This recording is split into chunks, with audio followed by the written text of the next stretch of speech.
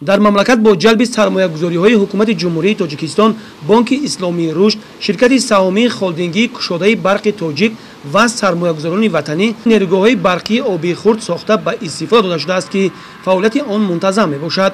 дар ҷамоати деҳоти Работи шаҳри Турсунзода як нерӯгоҳи барқии обии хурди Ширкен аз давраҳои иттиҳоди шӯравӣ боқимонда аз тарафи ҳукумати мамлакат ва Бонки Исломии Рушд соли 2009 аз нав барқарор карда шуд, ки он имрӯз бо иқтидори 576 киловатт-соат ба аҳолии 3 деҳа, як муассисаи таълимӣ, як бунгоҳи тиббӣ ва ба муассисаи давлатии нигаҳдории роҳҳои шаҳри Турсунзода қувваи барқи доимӣ мерасонад.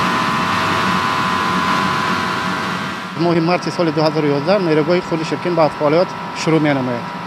تا حال در حالت خوبی کاری قرار دارد. اساساً نیروگاه من همین از دههای گرد اطراف نیروگاه من دههای اسقاب شرکن من با قوای برق نیروگاه تامین میباشد. شبانه روزی به مسئولیت به یگان محدودیت از اول فعالیت نیروگاه تا حال زیاده از قریب 6 میلیون کیلووات ساعت قوای برق استفاده شده در نیروگاه. سال گذشته به واسطه با همین دستگیری رئیس شرکت ما من همین نیروگاه حوض نیروگاه رو یک قسم نیروگاه رو تازه نموده برای بخطری اهالی برای من همین ذخیره نبودن فعالیت به محدودیت نیروگاه ما با اطمینان رساندیم.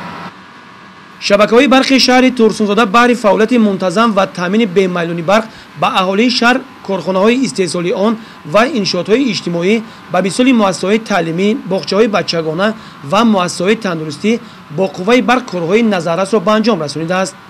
мо кормандаи шабакаҳои барқи Турсунзода шабу рӯз дар фаъолияти корӣ ҳастем.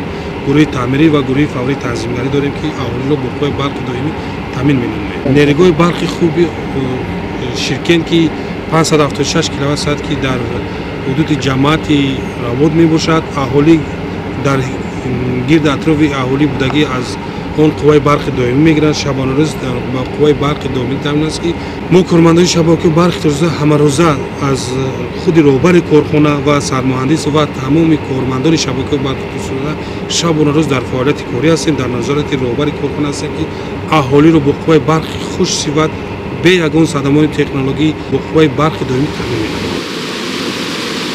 مسئولین شبکه‌های برق تورسونزاده به خاطر از بین بردن سرباری و بلند برداشتن صفت تامینات با قوای برق تجهیزات نو وارد نموده، همزمان ترانسفورماتورهای دهات را از تعمیر برآوردند.